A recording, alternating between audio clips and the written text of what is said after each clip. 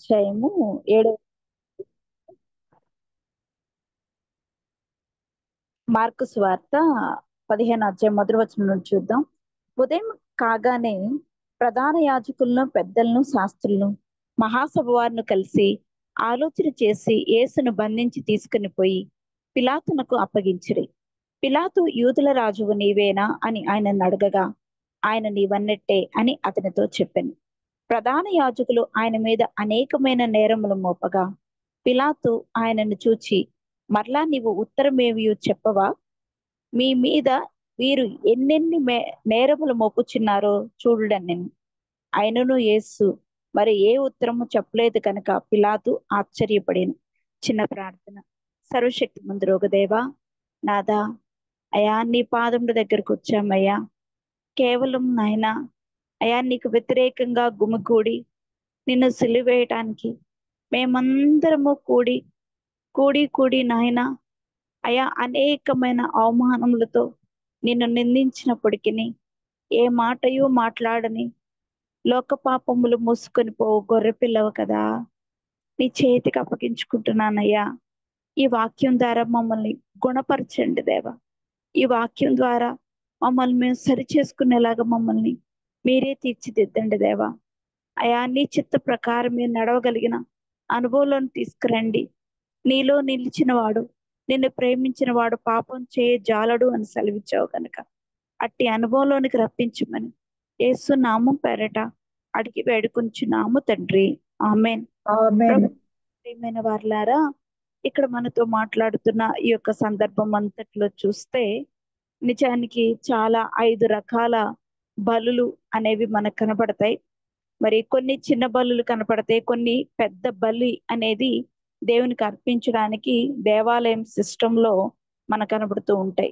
ఈ యొక్క బలి అనేది ఎందుకు అర్పించాలి అనేది ఎబ్రీలకు రాసిన పత్రిక 10వ అధ్యాయంలో చూస్తే, నాకు ఒక శరీరం అమర్చి ఉన్నావు, మరి అందు నిమిత్తమై ఈ యొక్క బలి, నువ్వు బలులు కోరే దేవుడు కావు అని 10వ అధ్యాయంలో చెప్తున్నట్లుగా ఈ బలి అంతా కూడా క్రీస్తు యేసుని బలి అర్పించడానికి చేయవలసిన ఆ యొక్క నిష్టకు ఒక ఛాయారూపకంగా కనబడుతున్నాయి అన్నట్లుగా మొదటి చూస్తే దహన బలి, రెండోది చూస్తే నైవేద్య బలి, మూడోది చూస్తే సమాధాన బలి, నాలుగోది చూస్తే పాప పరిహారార్థ బలి, ఐదోది చూస్తే అపరాధ పరిహారార్థ బలి అనేది మనం చూస్తూ ఉంటాం.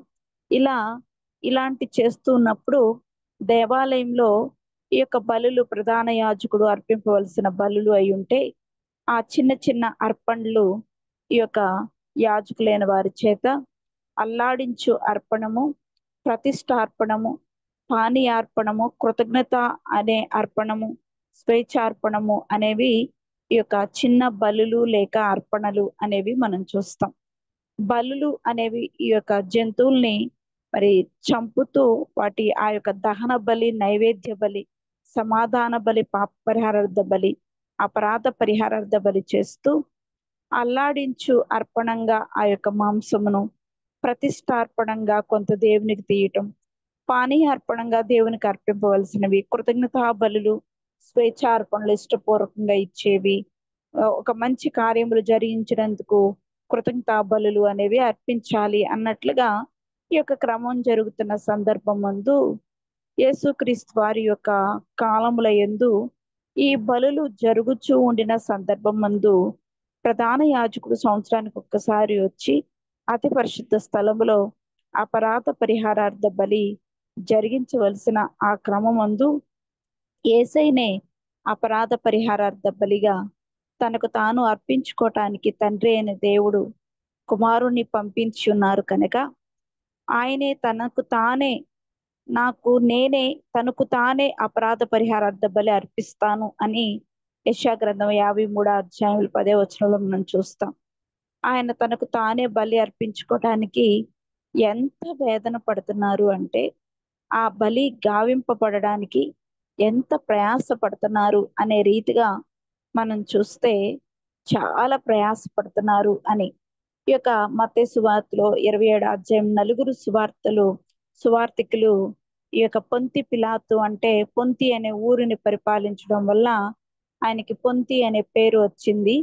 ఆ పొంతి పిలాతు దగ్గర ఎలా తీర్పు తీర్చబడ్డాడో, వదకు తేబడిన గొర్రె పిల్ల బొచ్చు కత్తిరించు అని ఎదుట మౌనంగా ఎలా నిలబడ్డాడో అని చక్కగా తేటపరుస్తూ ఈ యొక్క మత్తయి సువార్త 27వ అధ్యాయంలో మనం చూస్తున్నప్పుడు 11వ వచనం నుండి చూస్తే, యేసు అధిపతుల ఎదుట నిల్చెను.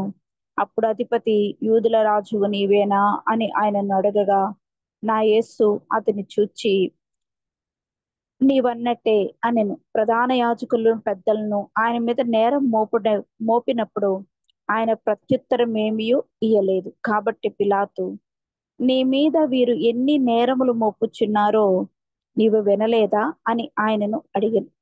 అయితే ఆయన ఒక మాటైనను ఆయనకి ఉత్తరం ఇయ్యలేదు అని మౌనంగా బొచ్చు కత్తిరించు అని ఎదుట మౌనంగా ఉండినట్లుగా ఉత్తరం ఏమీ లేదు కనుక అధిపతి మిక్కిలి ఆశ్చర్యపడెను.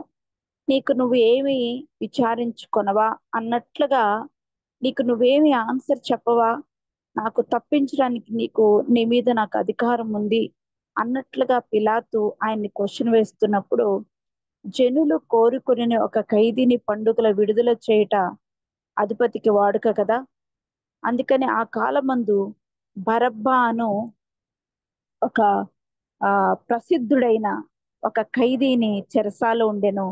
కాబట్టి జనులు కూడి వచ్చినప్పుడు పిలాతు, నేనెవనిని విడుదల చేయవాలని మీరు కోరుచున్నారు, బరబ్బానా లేక క్రీస్తనబడిన యేసునా అని వారిని అడిగెను.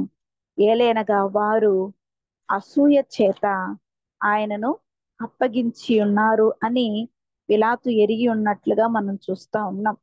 అతడు న్యాయపీఠం మీద కూర్చున్నప్పుడు అతని భార్య, నీవు ఆ నీతిమంతుని జోలికి పోవద్దు, ఈ ప్రొద్దు ఆయనను గురించి నేను కలలో మిక్కిలి బాధపడుతునని అతని యొద్దకు వర్తమానం పంపెను. ప్రధాన యాజకులను పెద్దలను బరబ్బాను విడిపించమని అడుగుటకు యేసును సంహరించుటకును జనసమూహములను ప్రేరేపించిరి. అధిపతి, ఇద్దరిలో నేనెవరిని విడుదల చేయవలనని మీరు కోరుచున్నారని వారిని అడగగా వారు బరబ్బానే అనిరి. అందుకు పిలాతు, అలాగైతే క్రీస్తనబడిన యేసును ఏమి చేతునని వారు అడగగా, సిలువ వేయుము, సిలువ వేయుము అని ఇక్కడ చెప్పినట్లుగా మనం చూస్తున్నాం. ఇతడు ఎందుకు ఇతడు ఏ దుష్కార్యం చేసినని అడుగగా వారు సిలువేయమని మరి ఎక్కువగా కేకలు వేసిరి. పిలాతు అల్లరి ఎక్కువ అగుచున్నదే అని తన వల్ల ప్రయోజనమేమి లేదని గ్రహించి నీళ్లు తీసుకొని జనసమూహం ఎదుట చేతులు కడుక్కొని ఆ నీతిమంతుడి రక్తంను గుర్చి, నేను నిరపరాధిని మీరే చూచుకునుడని చెప్పెను అని చెప్తున్నాడు. కాబట్టి వాని యొక్క రక్తం మా మీద మా పిల్లల మీద ఉండునుగా కానీ లాస్ట్ టైం మనం చెప్పుకున్నాం.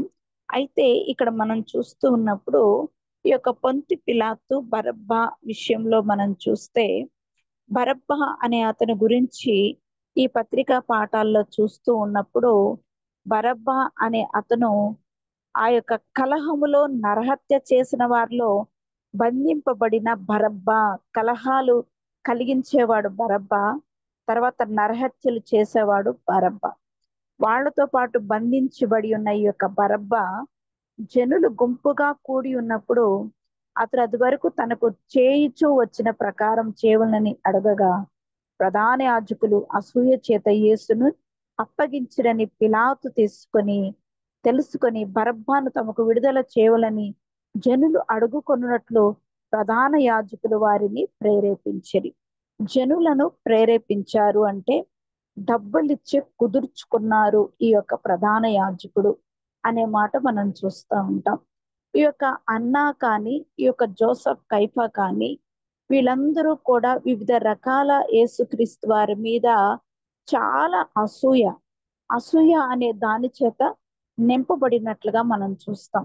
అందుకనే అనాది కాలంలో హేబేలు మీద కయ్యూను అసూయ పడినట్లుగా, ఈ యొక్క యోసేపు మీద అసూయ పడినట్లుగా, మరి ఇంకా ఆ యూదా విషయంలో కూడా మనం చూస్తున్నప్పుడు వారు అసూయ పడినట్లుగా మనం చూస్తూ ఉంటాం. యాకోబు ఏశావులు కూడా మరి వాళ్ళు పారిపోయినట్లుగా, ఇంకా రాహేల్ విషయంలో మరి ఆమె అసూయ పడినట్లుగా అక్క విషయంలో ఇన్ని విధాలు మనం చూస్తాం. అసూయ అనేది ఎంత భయంకరమైన నేరములకు తీసుకొని వెళ్తుందో ఈ యొక్క హిబ్రూ భాషలో చూస్తే ఒక అసూయ లేక మత్సరము అని వ్రాయబడుతుంది. కానీ గ్రీకు భాషలోకి వచ్చేసరికి దీన్ని తర్జుమాగా అసూయ కానీ మత్సరము కానీ ఒకటే, మత్సరము కానీ అసూయ కానీ ఒక్కటే అన్నట్లుగా రెండు పదాల్ని నిరూపించినట్లుగా మనం చూస్తాం. ఆదిమ భాషల యందు అసూయ అని చెప్పబడుతున్న ఇది కాస్త అసూయ మత్సరముగా వచ్చినట్లుగా మనం ధ్యానం చేసుకుంటూ ఉంటాం.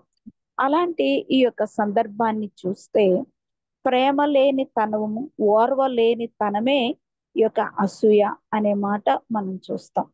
అసూయ చేత వీరు యేసుక్రీస్తు వారిని అప్పచెప్పినట్లుగా మనం గమనిస్తూ, యేసుక్రీస్తు వారిని ఎందుకు అప్పచెప్పారు, ఎందుకు అంత అసూయ అంటే, యేసుక్రీస్తు వారు ఈ యొక్క యోహాను సువార్త 5వ అధ్యాయంలో గాని 8వ అధ్యాయంలో గాని చూస్తే తనను గురించి తాను సాక్ష్యం చెప్పుకుంటున్నాడు.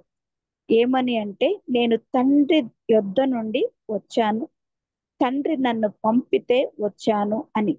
అందు నిమిత్తము ఆయన ఆ సమాజ మందిరాల్లో కూర్చుంటున్నప్పుడు సమాజ మందిరంలో ఆయన చెప్తున్న మాట ఏంటంటే, నేను సత్యమును గూర్చి చెప్పడానికి వచ్చాను.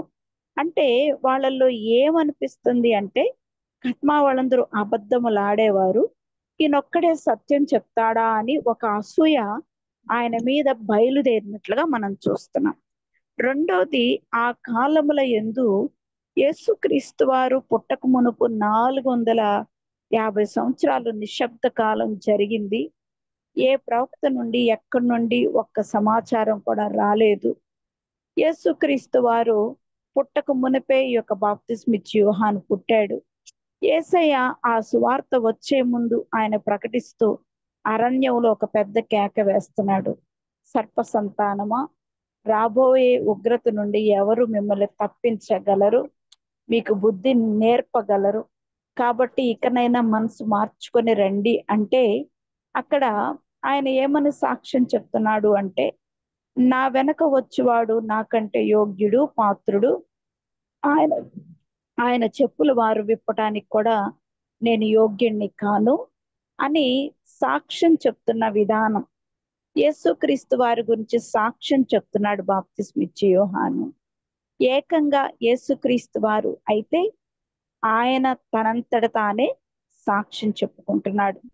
అలా సాక్ష్యం చెప్తున్నప్పుడు నీకు నువ్వే సాక్ష్యం చెప్పుకుంటావేంటి అని వాళ్ళకి బహుగా కోపం వచ్చింది. ఎందుకు కోపం వచ్చింది అని చూస్తే, ఓచ చెయ్యగలిగిన వారిని బాగు చేయటం కానీ, ఇంకా ఆ యొక్క 38 సంవత్సరాల నుండి బెతెస్దా కోనేటి దగ్గర పడి ఉన్న ఆ యొక్క కుంటివాన్ని ఆయన బాగు చేసే విధానం కానీ, ఇవన్నీ కూడా సబ్బాతు దినము లేక విశ్రాంతి దినము, పరిశుద్ధ దినము అక్కడ కార్యాలు జరిగిస్తున్నట్లుగా మనం చూస్తున్నాం. అందు నిమిత్తం యేసుక్రీస్తు వారి మీద ఈ జనసమూహం అంతా గ్యాదర్ అయినప్పుడే ఈయన గొప్ప కార్యాలు చేస్తున్నాడు. జనసమూహం అంతా ఈయన్ని చూసేస్తున్నారు. ఈయన కార్యాలను చూసి ఆశ్చర్యపడిపోతున్నారు.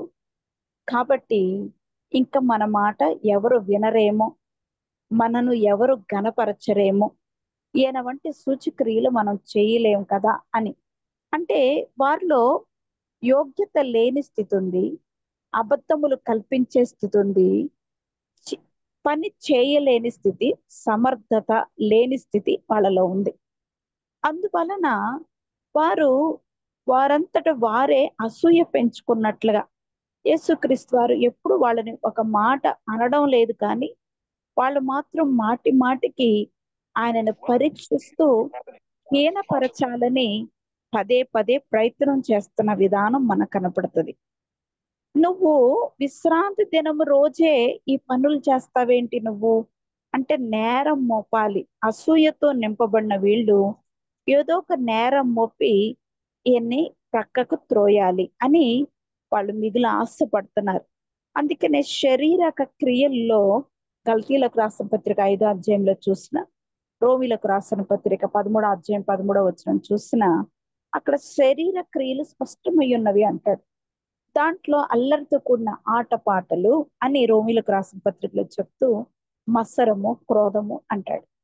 ఆ యొక్క గలతీలకు రాసిన పత్రిక 5వ అధ్యాయంలో కూడా చూస్తే అక్కడ కూడా ఈ యొక్క ఎన్వి అనే ఈ యొక్క అసూయ కానీ మత్సరము కానీ శారీరములో జరుగుతున్న ప్రక్రియ, దేవునికి వ్యతిరేకమైన కార్యములు జరిగించుటకు కూడగొట్టుకుంటున్న ఒక క్రియ అనేది ఇక్కడ మనం చాలా చూస్తున్నాం.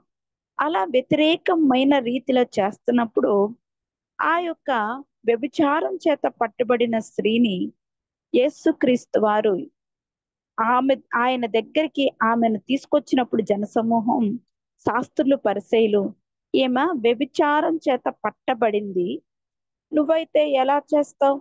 ధర్మశాస్త్రం ప్రకారం మోషే మాకు నియమించింది రాళ్లతో కొట్టి చంపాలి అని, మరి నువ్వైతే ఏం చేస్తావు అని పదే పదే ఆయన మీద నేరము లేక ఆయనను పరీక్షించే విధానము, ఆయన్ని అనేక రీతిలా కించపరిచే విధానము అసూయతో నింపబడింది. అప్పుడు యేసయ్య అంటున్నారు, వెలుచూపును బట్టి కాదు కానీ మనం కూడా గమనించాలి. మీరు ఒక స్త్రీని పట్టుకొని వచ్చారు, అక్కడ న్యాయం అనేది నిజానికి ఏమీ లేదు. కానీ నేను అలా డైరెక్ట్ గా బహిరంగంగా ఏమీ మాట్లాడడం లేదు. మీకు ధర్మశాస్త్రం ప్రకారము పాపము ఒక స్త్రీ చేసింది అంటే ఆమెని రాయి వేసి కొట్టాలి, నిజమే, రాళ్లతో కొట్టి చంపాలి. కానీ మీలో ఎవరు ఈమెతో పాపం చేయలేదో, లేకపోతే అసలు ఎలాంటి పాపము చేయలేదో వాళ్ళు మాత్రమే శిక్ష వేయటానికి అర్హులు కదా. అయితే మీలో ఎవరు పాపం చేయలేదో వారు రాయి వేయండి, ఆ తీర్పు అనేది నెరవేర్చండి అంటున్నాడు. ఒకటి, ఈమెతో పాపం చేయనప్పుడు అక్కడ ఆమె ఒక్కతే పాపం చేయలేదు ఒకటి. రెండోది, మీరు అసలు ఏ పాపం చేయపోతేనే ఆ శిక్ష అమలు చేయాలి, ఆ అధికారం మీకు వస్తుంది, ఆ తీర్పు తీర్చే అధికారం అని అన్నప్పుడు, అని ఆయన వంగి వ్రాయిచ్చి ఉండినప్పుడు నేల మీద అది ఒక్కొక్కరు చూచి ఆ రాయి కింద పడవేసి వెళ్ళిపోయినట్లుగా మనం చూస్తున్నాం. ఏదో రాక రాక సందర్భం వచ్చింది, ధర్మశాస్త్రం అంటూ ఆ యొక్క హేళనతో కూడినవి, హింసతో కూడినవి, మనుషుల్ని కించపరిచే క్రియలు మనుషులు చేయాలి అనిపించినప్పుడు సృష్టికర్త అయిన దేవుడు, అయ్యో అందరూ పాపం చేశారు, అందరూ దేవుడు అనుగ్రహించే మహిమను పోగొట్టుకున్నారు, ఎవరు నీతిమంతులని ఇప్పుడు ధర్మశాస్త్రము నెరవేర్చడానికి వస్తున్నారు, ధర్మశాస్త్రమును అనుసరించాలంటే మరి అనుసరించి నడిచే మీరు కూడా సరిగా ఉండాలి కదా. తీర్పు తీర్చే మీరు అన్యాయంగా వెలిచూపులు చూస్తారేంటి? ఆమెతో పాటు పాపం చేసిన వాడు ఎక్కడా అన్నట్లుగా ఏమి రాస్తున్నాడో మనకు తెలియదు. అక్కడ ఎవరు చూస్తే ఎవరి పాపం వాళ్ళకి కనపడుతూ ఉందేమో, ఆ రాయి కింద పడేస్తున్నారు, వెళ్ళిపోతున్నారు.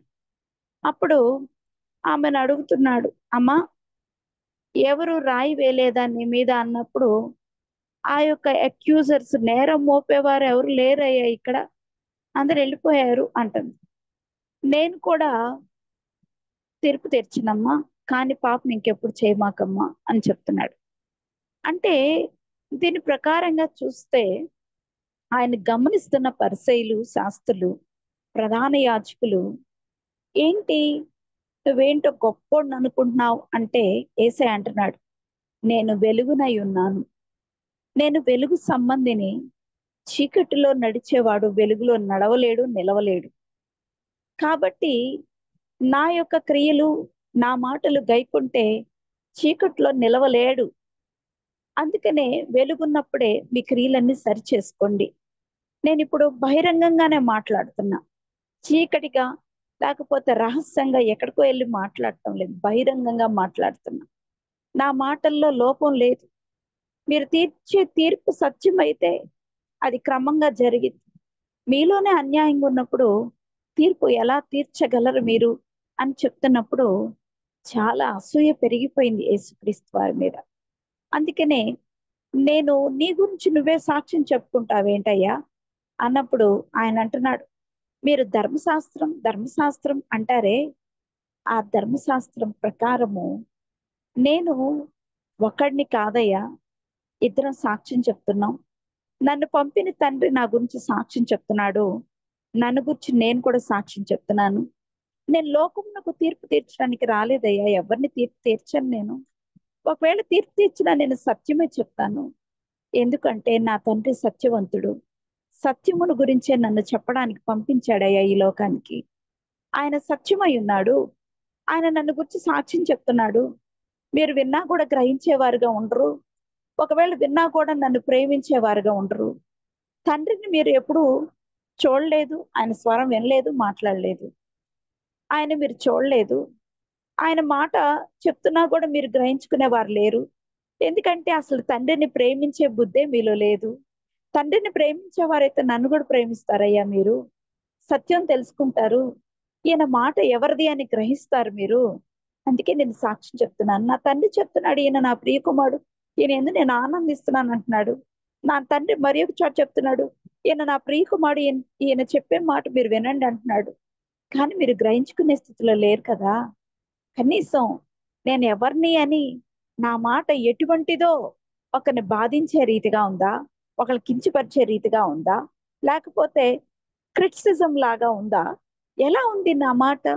చాలా ప్రేమ కలిగిన మాటే కదా. ఇది నా మాట కాదయ్యా, నా తండ్రి నాకు నేర్పించి పంపించిన మాటలేనయ్యా నేను మాట్లాడేది అని యేసయ్య చక్కగా వాళ్ళతో మాట్లాడుతున్నాడు. దానికి వారికి అసూయ పెరిగిపోయింది. ఏంటి, నీ తండ్రి ఎవరయ్యా అసలు? ఇంతకి నువ్వు ఎందుకు వచ్చావు ఇక్కడికి? అసలు నీ తండ్రి ఎవరు, నువ్వెవరు? అసలు అయినా విశ్రాంతి దినం రోజే పని చేస్తావేంటి అంటే, ఆయన అంటున్నాడు, మోషే ధర్మశాస్త్రము ప్రకారము ఆ యొక్క సున్నతి విశ్రాంతి దినం రోజు మీరు చేస్తా ఉంటారు. సున్నతి కంటే కష్టమైందా ఈ పని? కాదు కదా. మన మన యొక్క సహోదరుడు, మన సహోదరి చేయగలిగిన వారుగాను, కుంటి వారుగాను అలా వాళ్ళు బాధపడుతూ ఉన్నప్పుడు విశ్రాంతి దినం అనే సంతోష దినమందు, చక్కగా పవిత్రం పరిశుద్ధ దినమందు వాళ్ళని బాగు చేసి వారు పడుతున్న బాధ నుండి విడుదల చేయటం మంచిది కాదా అని ఇక్కడ యేసయ్య చాలా క్షుణ్ణంగా వాళ్ళతో మాట్లాడుతున్నాడు. ప్రేమతో కూడిన మాటలు మాట్లాడుతున్నాడు. ప్రేమ నేర్పించడానికి ప్రయత్నం చేస్తున్నాడు. కానీ ప్రేమకు వ్యతిరేకంగా వారు అసూయ పడుతూ ఉన్నట్లుగా ఈ యొక్క మాటలు మనం చూస్తున్నాం. అందుకనే తండ్రి 7వ రోజు విశ్రమించారు తెలుసా అన్నట్లుగా వాళ్ళు మాట్లాడుతున్నప్పుడు, నా తండ్రి 6 రోజులు పనిచేసి 7వ రోజు విశ్రమించారు. కానీ నన్ను పంపిన నా తండ్రి నన్ను పని చేయుటకు ఈ లోకమునకు పంపాడు.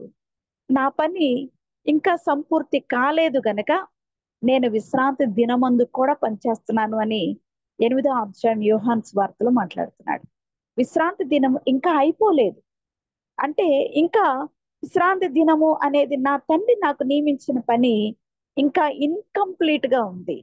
మీరెవరు ప్రేమ నేర్చుకోలేదు, అసూయ చేస్తున్నారు. ఫుల్ఫిల్ గా తండ్రి యొక్క మాటలు మీరు నేర్చుకోవడం లేదు. జీవంతో కూడిన మాటలు మీరు ఏమాత్రము మీ హృదయంలో చేర్చుకోవట్లేదు. వెలుగు అనే ఆ జీవం కలిగించే వెలుగులోనికి మీరు నడవడం లేదు. మీరు చార్జ్ చేయబడడం లేదు. కాబట్టి దయచేసి నా మాట గ్రహించండి. ఇంకా ఇన్కంప్లీట్ గా ఉన్నారు. అందుకే నేను ఇంకా పని చేస్తున్నాను. ఆ పని ఇంకా జరుగుతుంది కాబట్టి విశ్రాంతి దినం రోజు కూడా పని చేయవలసి వస్తుంది అని యేసయ్య చెప్తున్నప్పుడు వారు అసూయతో నింపబడినట్లుగా మనం ధ్యానం చేసుకుంటూ ఉంటాం. అలాంటి యేసయ్య ఇక్కడ ఈ యొక్క మత్తయి సువార్త 27వ అధ్యాయంలో కూడా మనం చూస్తే ఆ యొక్క అన్యుల ఎదుట అనే మాట మనం చూస్తాం. అన్యులు, ఆ యొక్క అన్యుడి యొక్క అధికార మందిరము ప్రెతోరియము అంటారు. ఆ యొక్క గబ్బత అనే ఆ ప్రాంతము, ఆ ప్రెతోరియము బయటనున్న కాంపౌండ్ అన్నమాట. బయటంతా హాల్. ఆ గబ్బత దగ్గరికి ఇంకా తీసుకురాక మునుపు యేసుక్రీస్తు వారిని ప్రెతోరియంలోనికి నెట్టి, ఆ దినమందు పస్కా సిద్ధపరచు దినము అంటే పస్కా సిద్ధపరచుకుంటారు, ఇంకా గొర్రె పిల్లని వధిస్తారు. అలాంటి దినమందు రాత్రి 1 గంట నుండి ఆ యొక్క అన్నా దగ్గర, జోసెఫ్ కైఫా దగ్గర తీర్పు తీర్చిన తర్వాత యేసుక్రీస్తు వారిని పిలాతు యొద్దకి ప్రేతోరియం అనే ఆ యొక్క అధికార మందిరము, లేక అన్యురి యొక్క మందిరము, లేక రోమీయుల యొక్క మందిరంలోనికి పిలాతు దగ్గరికి యేసయ్యను పంపించినప్పుడు యేసయ్య యు- ఆ యేసయ్యను చూచి పిలాతు అంటున్నాడు, యూదులకు రాజువా, నీకెవరైనా ఇవి చెప్పి పంపించినా నన్ను ఎందుకు నువ్వు ఇలా అడుగుతున్నావు అన్నప్పుడు, అయ్యా నేను కాదు నీ మీద చెప్తుంది, నీ స్వజనులే ప్రధాన యాజకులే నువ్వు యూదులకు రాజు అని చెప్పుకుంటున్నావు అన్నారు. అన్నప్పుడు అవును నీవన్నట్టే అంటున్నాడు. చాలా ప్రశ్నలు అడుగుతున్నాడు, కానీ యేసయ్య మౌనంగా ఉంటున్నప్పుడు ఆశ్చర్యపోతున్నాడు. నేను అలాంటి కాదు, నేను మంచోడిని అని బరబ్బా కూడా వాదించుకుంటూ ఉండొచ్చు. నేను అలాంటి కాదని నరహత్య చేసి కూడా అబద్ధములాడే నాలుక కలిగిన వాడు ఈ యొక్క బరబ్బ. అయితే బరబ్బ అనే పేరుకి అర్థం ఏంటంటే తండ్రి యొక్క కుమారుడు. అంటే ఆ యొక్క యేసు బరబ్బ అనే పేరు అతనికి ఉన్నట్లుగా మనం కొంత చరిత్రకారులు చెప్తా ఉన్నారు. ఏది ఏమైనప్పటికీ అబ్బాస్ అంటే తండ్రి, బర్ అంటే కుమారుడు అని, ఆ యొక్క బరబ్బ అంటే తండ్రి యొక్క కుమారుడు అని అర్థం అన్నట్లుగా మనం చూస్తూ ఉంటాం. కాబట్టి తండ్రి యొక్క కుమారుణ్ణి దేవుని కుమారుడు తప్పించాలి, మరణం నుండి తప్పించాలి.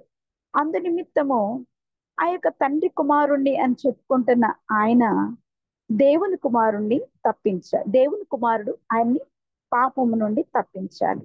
అందుకనే పండుగలో ఒక వాడుక కలదు కదా అని పిలాతు వీరు అసూయ చేతనే ఈయన పంపారు, కానీ ఈయన ముఖమును చూచినా, ఈయన మాట్లాడే మాట చూచినా, లేకపోతే ఈయన వాదన పెట్టుకోకుండా మౌనంగా ఉండిన విధానమును చూచినా ఇతని యందు ఏ నేరం లేదే అని అనిపిస్తుంది అన్యాయస్తుడైన పొంతి పిలాతుకి.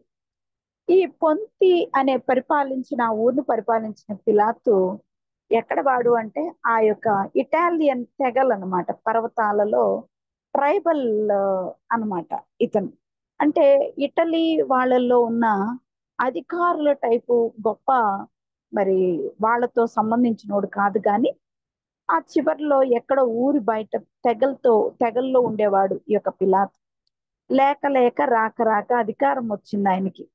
అప్పటి వరకు మహాహేరోదు పరిపాలించేవాడు.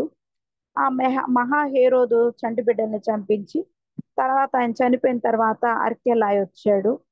అర్కెలాయ్ చెడ్డ రీతిగా చేస్తున్నప్పుడు రోమన్ వాళ్ళు ఎదోమీయులైన వీళ్ళని తీసుకెళ్లి ఎక్కడికి అంటే గలిలయ ప్రాంతానికి అధికారిగా వేశారు, సామంతరాజుగా అర్కెలాయిని పంపించేశారు.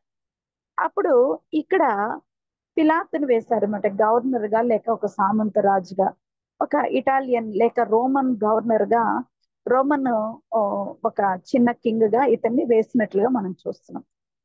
అలా ఉండినప్పుడు ఈ పొంతిని పరిపాలించిన పొంతి పిలాతు చాలా బహు క్రూరుడు అన్నట్లుగా మనం చూస్తాం.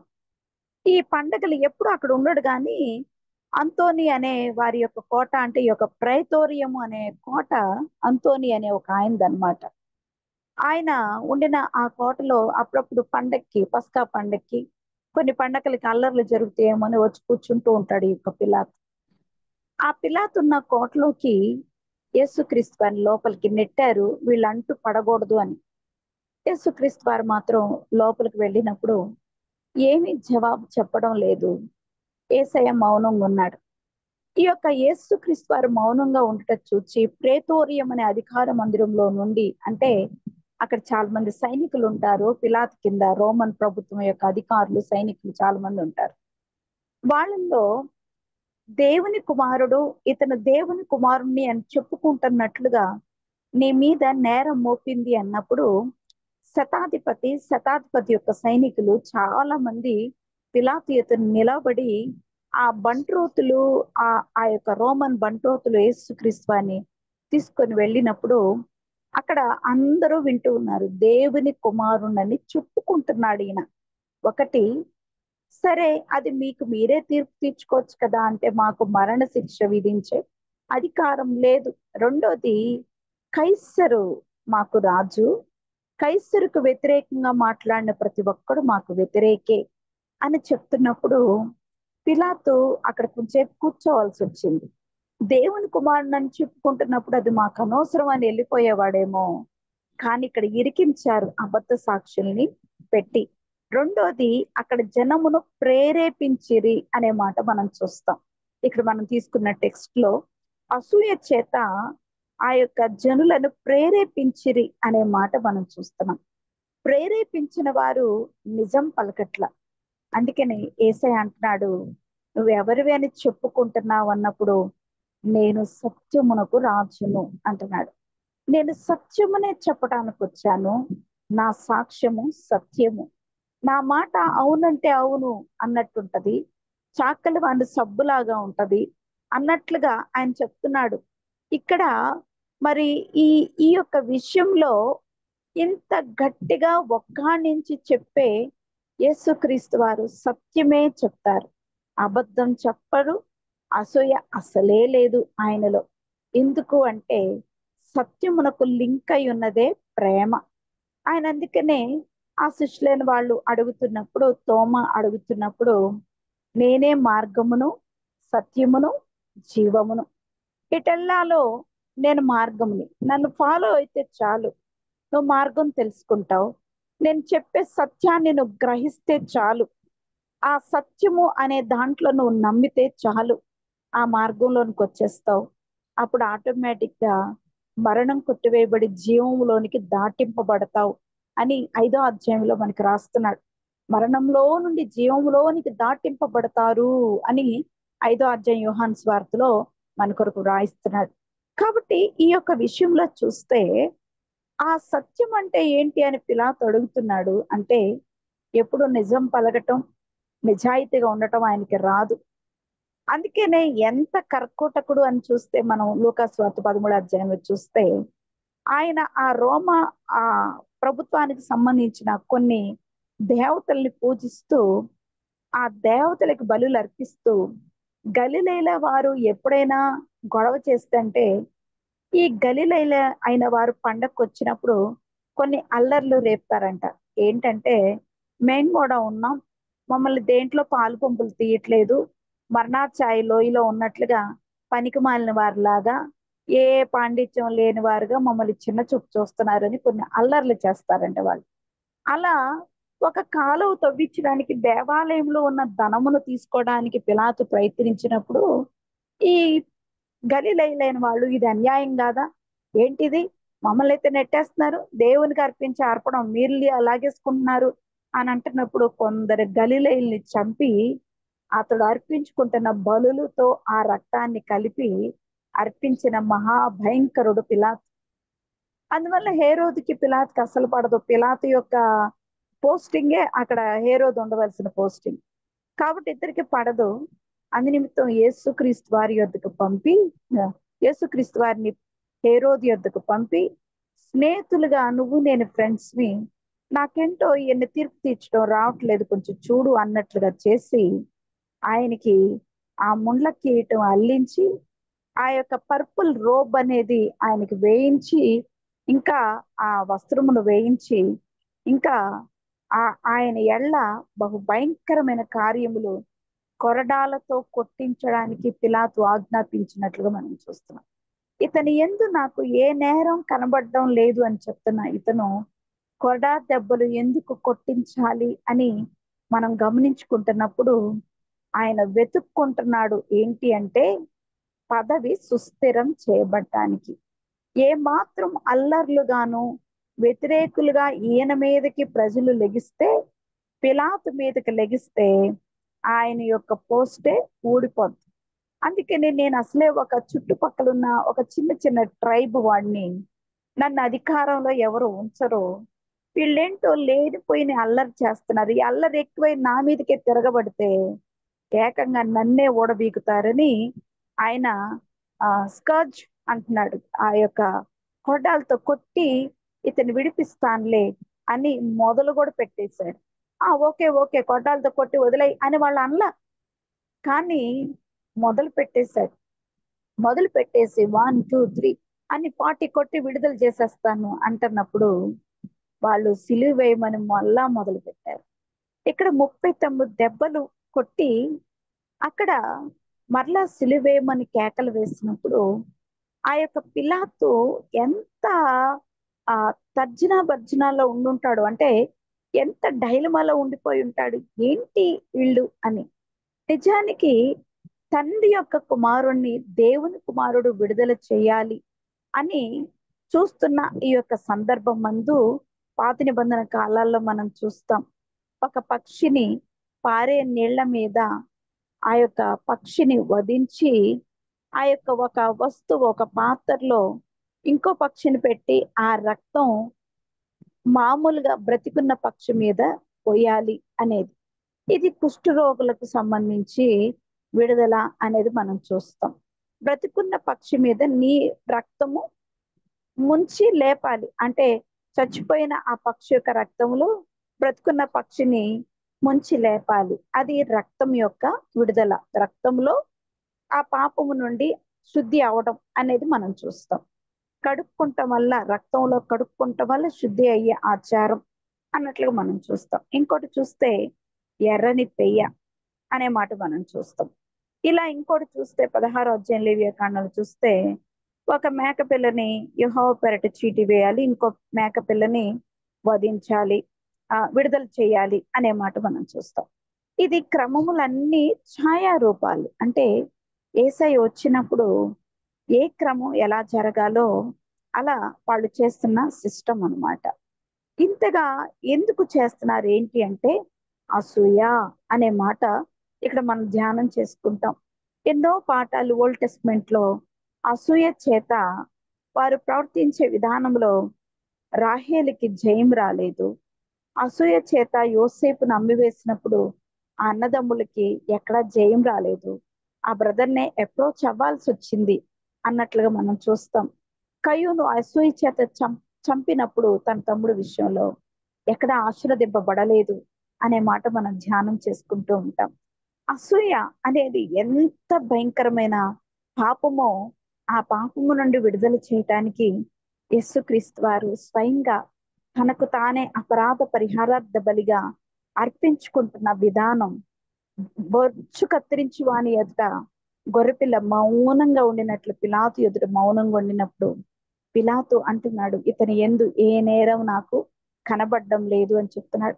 నా కొరకు నా రాజ్యము ఇహలోక సంబంధమైంది కాదు. ఇహలోక సంబంధం అయితే ఈ యొక్క యూదుల చేతికి చిక్కకుండా నా సేవకులు పోరాడుదురు కదా, 12 సేనా వ్యూహములు అంటాడు. అంటే ఆ యొక్క ఒక్కొక్కటి మరి 6,000 మంది అయితే మరి 12 ఆర్లు 70 ఆ యొక్క 72,000 మంది వచ్చి వారు పోరాడగలుగుదురు కదా నా కొరకు అని చెప్తున్నాడు యేసయ్య. అలాంటి యేసయ్య ఏ సైనికుణ్ణి ఏ దేవదూతని తెచ్చుకోలేదు. మౌనంగా ఉన్నాడు. రక్తం చిందించడానికి ప్రాణం అర్పించడానికి చాలా ఇష్టంగా ఉన్నాడు. ఎందుకు అంటే నీలో ఉన్న నాలో ఉన్న అసూయను తీసివేయటానికి అనే మాట ఇక్కడ మనతో మాట్లాడుతున్నాడు. అందుకనే ఈ యొక్క 15వ అధ్యాయంలో కూడా మనం చూస్తే వారు అసూయ చేత యేసును అప్పగించడానికి పిలాతు తీసుకుని నేను యూదుల రాజును మీకు విడుదల చేయగోరుచున్నారా అని అడిగినప్పుడు బరబ్బానే అని వారు మరీ ఎక్కువ కేకలు వేస్తున్నట్లుగా, అలాగైతే యూదుల రాజుని మీరు చెప్పు అని నేనేం చేయాలి అన్నప్పుడు సిలువేయము సిలువేయము అని వాళ్ళు కేకలు వేస్తున్న విధానము. ఇంకా లూకాసు వార్త 23వ అధ్యాయంలో కూడా మనం ధ్యానం చేసుకుంటున్నప్పుడు అక్కడ కూడా ఈ యొక్క 4 సువార్తకారులు ఈ యొక్క మాటలన్నీ చాలా చక్కగా వ్రాస్తున్నట్లుగా మనం చూస్తా ఉన్నాం. అక్కడ అంటున్నారు, వారందరూ లేచి ఆయనను పిలాతు వద్దకు తీసుకుని పోయి ఇతడు మా జనమును తిరగబడి ప్రేరేపించుచు కైసరుకు పన్నీయవద్దనియు తానే క్రీస్తు ఒక రాజనియు చెప్పగా మేము వింటిమని ఆయన మీద నేరం మోపసాగిరి. పిలాతు నువ్వు యూదుల రాజువా అని ఆయన అడగగా ఆయన నీవన్నట్టే అని అతనితో చెప్పినట్లుగా ప్రధాన యాజకులతోను జనసమూహులతోను ఈ మనిషిని యందు నాకు ఏ నేరం కనబడలేదు అన్నప్పుడు, అయితే ఇతడు గలిలయ దేశం మొదలుకొని ఇంతవరకు యోధా దేశం అంతటను ఉపదేశించుచు ప్రజలను రేపుచున్నాడని మరి ఎంత పట్టుదలగా చెప్పిరి. అంటే అసూయ అనేది ఎన్ని అబద్ధాలు కల్పించడానికి ప్రయత్నం చేశారు అంటే అసూయలో ఒక పాపం ఇంకొకటి యాడ్ అవుతుందంట. ఏంటంటే అబద్ధము అంటాడు. ఈ యొక్క అబద్ధము అనేది ఎంతగా ఉంటది అంటే అసూయ పరులైన వారికి మెయిన్ గా పనిచేస్తుందంట. ఆ యొక్క పాపము అనేది. రెండోది నెమ్మది లేకుండా, ప్రశాంతత లేకుండా చేస్తది అని చెప్తున్నాడు. కాబట్టి అందుకని యోబు అంటాడు, యోబు గ్రంథంలో చూస్తే ఎలిఫజన అని అంటాడు, బుద్ధి లేనివాడు అసూయ చేత చచ్చేవానిగా ఉంటాడు అని. కాబట్టి ఈ యొక్క సామెతలు మరి సాల్మన్ గారు కూడా చూస్తుంటే 14 అధ్యాయం 30 వచనం చూస్తే, ఎముకలకు ఈ యొక్క అసూయ కలిగిన వారి యొక్క ఎముకలంట కుళ్ళిపోయేలాగా చేస్తాయి అని చెప్తున్నాడు. కాబట్టి ఈ యొక్క విషయంలో చూస్తే ఎంతో భయంకరమైన స్థితి అనేది, వీళ్ళు ఎంత భయంకరంగా ఉన్నారో అన్నట్లుగా మనం చూస్తూ ఉంటాం. ఈ యొక్క ప్రదేశపు వాడని హేరోదు నద్దుకు ఆయనను పంపినప్పుడు, హేరోదు ఆ దినములలో యెరూషలేములో ఉండెను కనుక హేరోదు యేసును చూచి మిక్కిలి సంతోషించెను.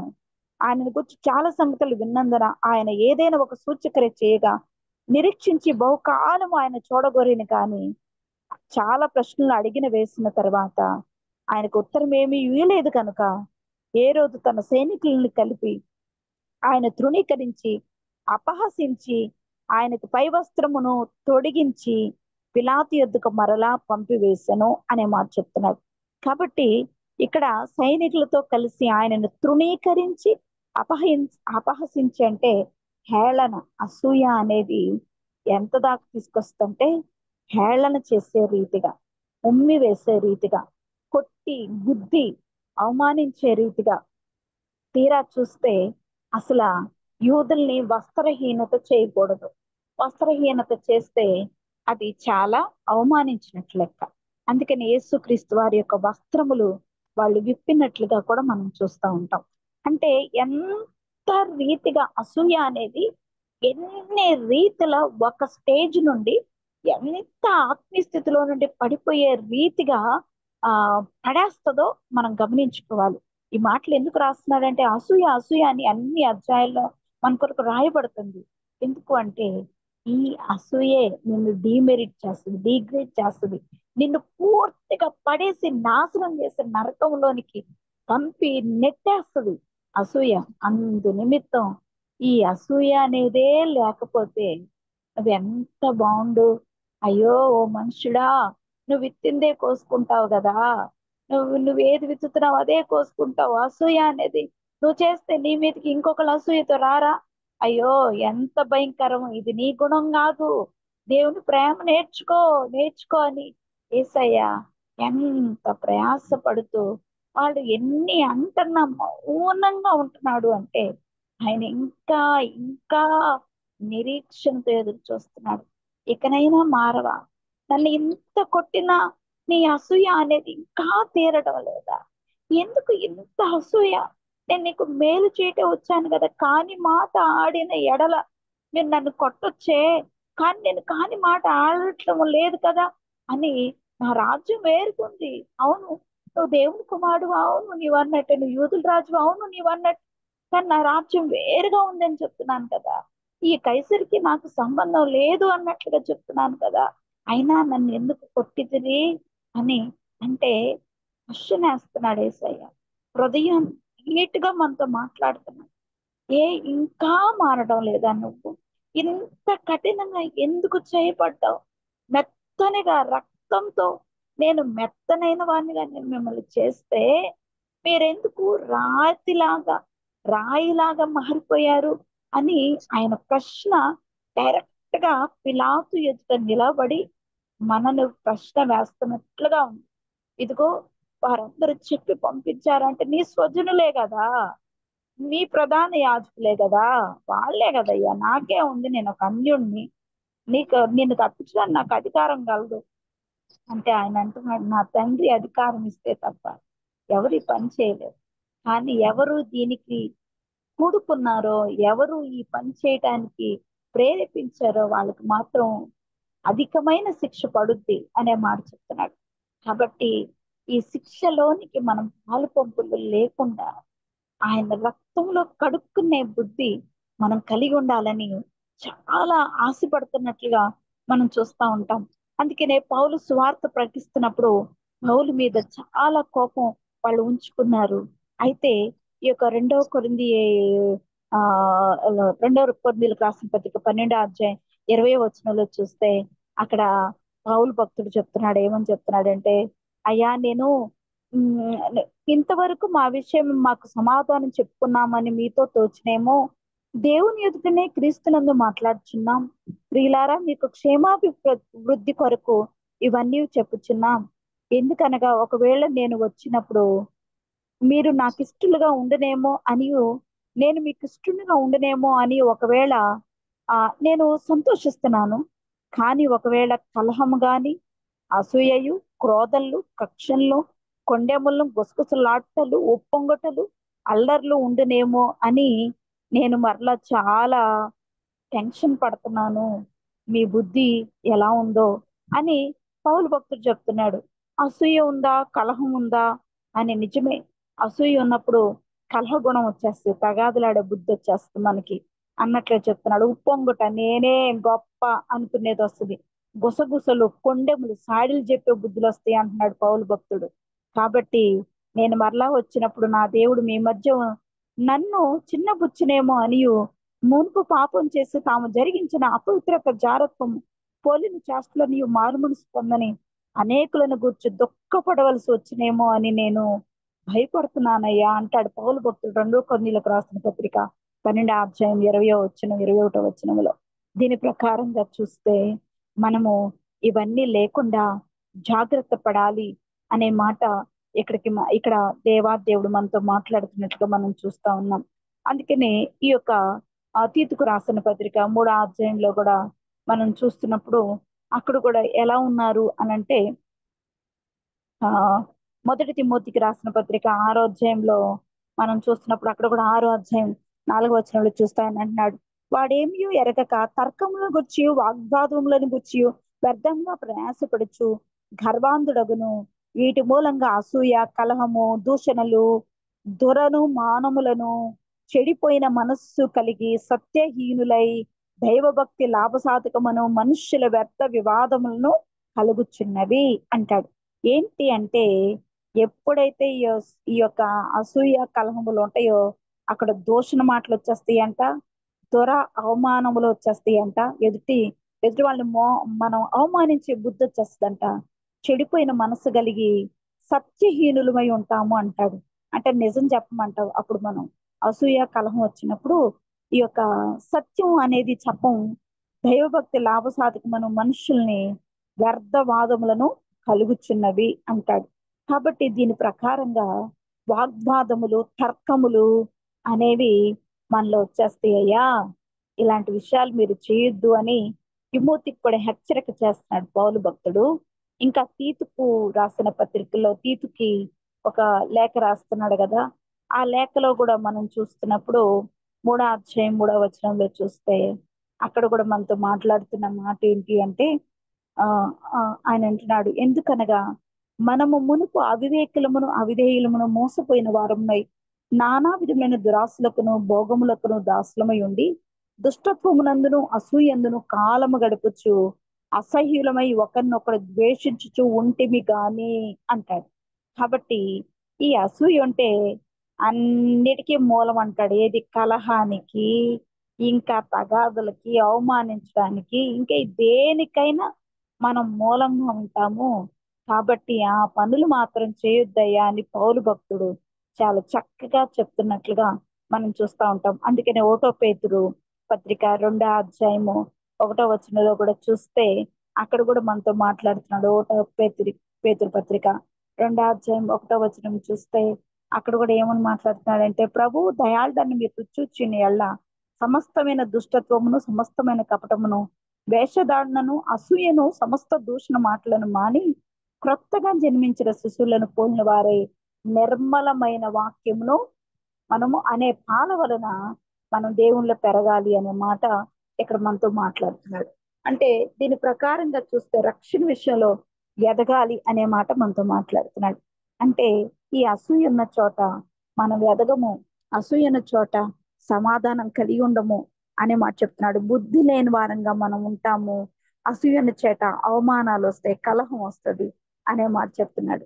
కాబట్టి అలాంటి స్థితి అనేది కలిగి ఉండి యేసుక్రీస్తు వారిని వారు అప్పగించినప్పుడు పిలాతు గమనించాడు, అసూయ చేతనే వీళ్ళు అలా చేస్తున్నారు, అని యేసయ్యని తప్పిద్దాం అనుకున్నాడు గాని ఆయన గుణమే సరిగా లేనందువలన ఆయన కూడా ఎలా అయిపోయాడు అంటే సత్యమునకు వ్యతిరేక అయిపోయాడు. ఈయన్ని కొడా దెబ్బలతో కొట్టించనా అని అంటే అసూయ ఉన్న చోట సత్యము పనిచేయదు. సత్యమునకు రాజునని చెప్తున్నప్పుడు సత్యం అంటే ఏంటో నాకు తెలియదయ్యా అని ఆయన యొక్క ఆ పదవిని, ఆయన యొక్క చైర్ని ఆయన కాపాడుకోవడానికి కొరడా దెబ్బలతో కొట్టి వదిలిచ్చేస్తాలే అన్నాడు. చివరికి సిలువ వేయము అంటే సిలువ వేయము ఇతన్ని అని ఆజ్ఞాపించినట్లుగా మనం చూస్తున్నాం. చివరికి తన భార్య అక్కడ ఈ ప్రొద్దు నేను పొద్దున్నే ఆ ఎర్లీ మార్నింగ్ చాలా భయపడిపోయాను, మిక్కిలి బాధపడ్డాను, ఆ నీతి మంత్రుల జోలికి వెళ్ళొద్దు అంటే ఆ మాటన్నా గ్రహించుకోవట్లేదు. నీతిమంతుడు అని మాట నేరం లేదు, నేరం లేదని నోటి మాట వస్తుంది. కానీ గ్రహింపు మాత్రం అసత్యములో నిలిచి ఉన్నాడు. నా పదవి పోయిద్దేమో అని. అందుకని ఆయన ఏం చేస్తున్నాడంటే సిలువ వేయము అని ఆజ్ఞాపిస్తున్నాడు. దీన్ని కూడా ఒక పోర్షన్ ఈయన చేస్తున్నట్లుగా. అందుకనే ఈయన గురించి పరిశుద్ధ గ్రంథం రాయలేదు కానీ కొన్ని అప్రమాణికమైన గ్రంథాల్లో ఈయన సూసైడ్ చేసుకుని చనిపోయాడని, కొంతమంది ఈయన జీసస్ క్రైస్ట్ అంటే కొన్ని చర్చెస్ లో కొన్ని వేదాంతాలు వేరుగా ఉన్న చర్చెస్ లో ఈయన జాయిన్ అయ్యాడని కొన్ని రాయబడుతూ ఉన్నాయి. కానీ యేసుక్రీస్తు వారికి తీర్పు తీర్చేవానిగా ఇతను ఉన్నప్పుడు చేతులు కడిగి చేసుకున్నట్లుగా మనం చూస్తా ఉంటాం. అంటే ఈ నిరపరాధి యొక్క రక్తానికి నాకు సంబంధం లేదు అని లేవియా కాండము 21 అధ్యాయంలో చెప్తున్నట్లుగా చేతులు కడిగేసుకున్నట్లుగా మనం చూస్తా ఉన్నాం. అంటే సత్యముకు తీర్పు తీర్చే విధానం వచ్చినప్పుడు తీర్పు తీర్చే విధానంలో కూడా ఈయన నిలకడగా లేడు అనే మాట. కాబట్టి సత్యమునకు దూరం అయిపోతాం. అసూయ పర్లేన వారి ఎదురు నిలబడిన, అసూయతో నింపబడిన అలాంటి నేను సత్యమునకు రాజుని, సత్యమే చెప్పడానికి వచ్చాను అంటున్నాడు. అంటే అసూయ పరులంగా మనం ఉంటే సత్యానికి దూరంగా ఉంటాము, సత్యానికి వ్యతిరేకంగా ప్రవర్తిస్తామని చెప్తున్నాడు టోటల్ గా యేసయ్య. కాబట్టి అలాంటి స్థితి నుండి మనం జాగ్రత్త పడి వర్ధిల్లుదుము గాక. ఆమేన్. హలో ప్రేయర్ చేయండి సిస్టర్ గారు, చేస్తాను. ప్రేయర్ చేయండి.